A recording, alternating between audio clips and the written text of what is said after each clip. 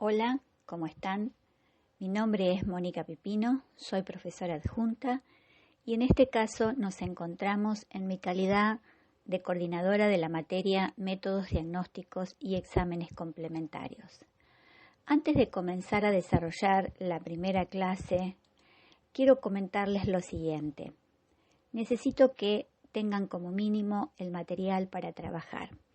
Este es el módulo en cualquiera de las versiones, en forma online, desde su computadora, si ya se lo bajaron, o en el formato papel, si alcanzaron a comprarlo. Una vez que tengan ese módulo a mano, me gustaría que de cada uno de los temas hicieran una lectura previa antes de abordar la clase virtual. Luego de abordada la clase virtual, fueran a hacer la resolución de la guía. Y mientras resuelven la guía, vayan anotando las dificultades que tuvieron en la resolución de la misma para en una posterior consulta poder resolverlas. Bien, ahora sí, demos comienzo al primer tema, breve reseña de los métodos diagnósticos y su evolución histórica.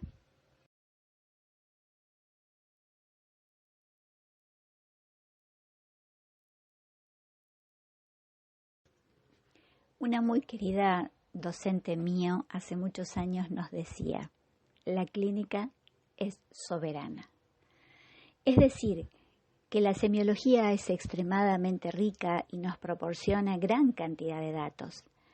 Sin embargo, los métodos diagnósticos y los exámenes complementarios nos ayudan en la profundización de esos datos para comprender cómo es que la necesidad básica se ha alterado y finalmente realizar nuestro diagnóstico enfermero para la correcta planificación de los cuidados.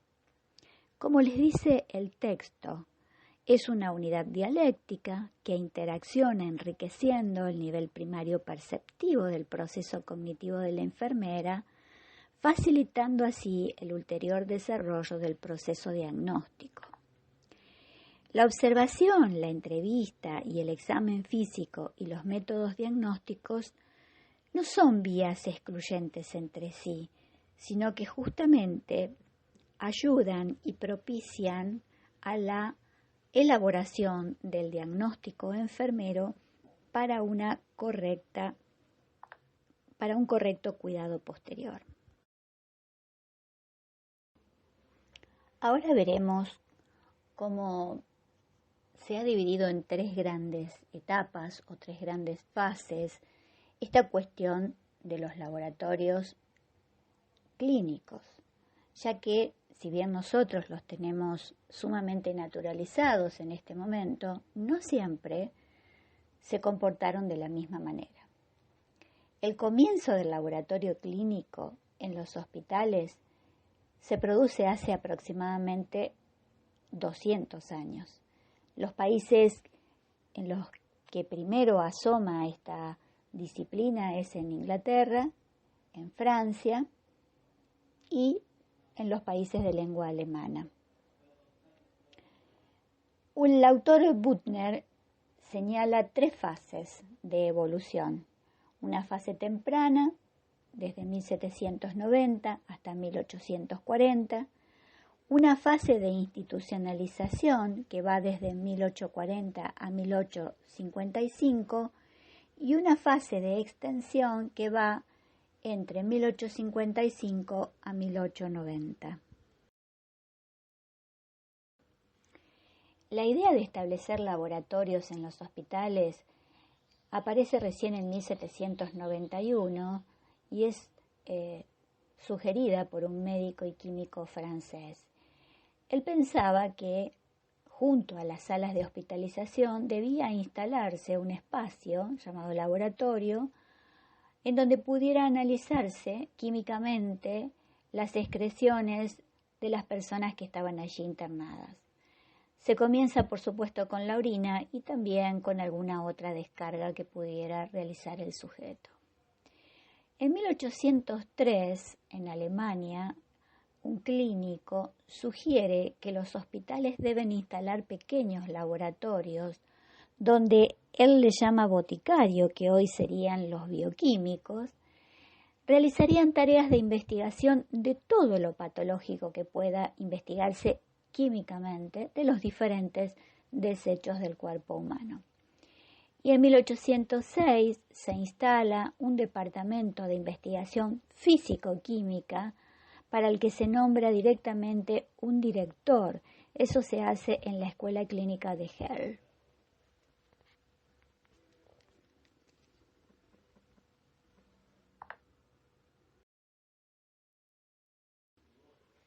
La segunda fase del desarrollo de los laboratorios clínicos durante el siglo XIX comienza en 1840 aproximadamente.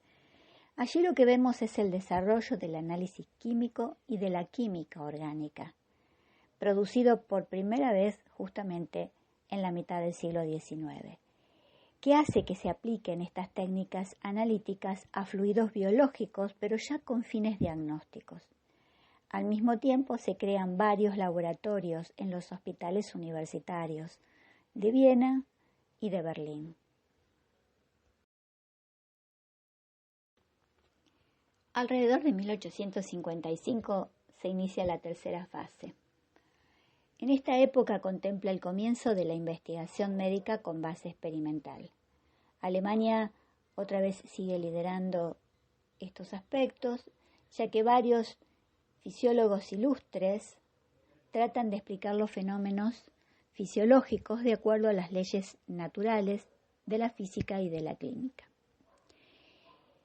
Claude Bernard presenta la base de la medicina experimental. Hay bibliografía que ejerce gran influencia en esa época, sobre todo en el análisis químico orgánico, y los médicos clínicos empiezan a tener gran interés en el análisis químico. Esta fase está francamente marcada por una gran interrelación entre la medicina clínica y el laboratorio. En los primeros tiempos de los laboratorios clínicos, lo que más se analiza es la orina, debido a su fácil obtención. La primera prueba química útil de la orina se realiza en 1827, demostrando la presencia de albúmina en la orina en los sujetos que tienen edema. La prueba consistía en calentar la orina en una cuchara con una vela por debajo y observar si coagulaba. Evidentemente, la gran presencia de proteínas en la orina frente al calor producía su efecto de coagulación, como si estuviéramos hirviendo un huevo, ¿verdad? Bien, las pruebas sobre la orina siguieron evolucionando rápidamente, no sin vicisitudes.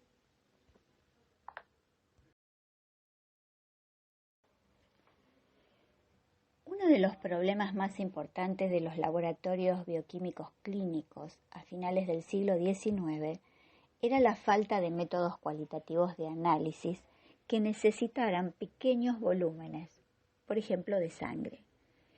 Reid señala que en 1896, para determinar la cantidad de glucosa en sangre, se requería al menos de 50 mililitros de ella por muestra. Imagínense ustedes si esto debía repetirse varias veces al día y en un tiempo prolongado de internación. El efecto era devastador para el sujeto. Durante los primeros años del siglo XX es que comienza a establecerse las diferentes disciplinas dentro de los laboratorios. Entonces aparece la anatomía patológica, la hematología, la microbiología, la química clínica.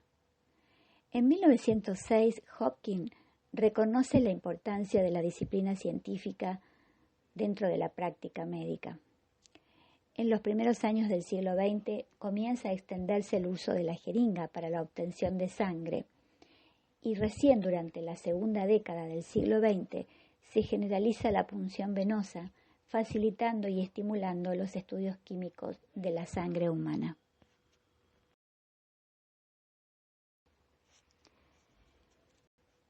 Entre las décadas del 30 y del 60 del siglo pasado fueron mejorando los métodos analíticos, fundamentalmente reduciendo la cantidad de la muestra requerida, aumentando la simplificación y la rapidez. Es decir, que la automatización representó un cambio importante dentro de los laboratorios clínicos que permitió atender a un número cada vez mayor de personas, recibir mayor cantidad de solicitudes en el laboratorio y además controlar mucho mejor los pasos a seguir sobre todas las muestras que se analizaban para ser sometidas a una misma manipulación. El incremento de la demanda de las determinaciones, así como el crecimiento de la industria química, produjo sobre la década de los 60 un gran número de compañías comenzaran a fabricar reactivos y determinaciones analíticas de los laboratorios clínicos. La fabricación industrial de reactivos en gran cantidad aseguró la estandarización de los análisis y, por supuesto, garantizó su mejor calidad. Estos dos hechos, la automatización por un lado y la producción industrial por el otro de los reactivos, son lo que condujeron a un cambio importante dentro de los laboratorios químicos. Ahora le pedimos que realice el ejercicio que tienen en la plataforma. Yo a modo de ejemplo puse este gráfico para realizar la línea de tiempo. Ustedes pueden utilizar el que mejor deseen, no hay ningún problema. Lo interesante es que ustedes puedan marcar e identificar fácilmente las fases de desarrollo de los eventos que marcaron la evolución histórica de los métodos diagnósticos. Bien, nos encontramos en la próxima clase. Espero que les haya resultado de ayuda esta charla que hemos tenido.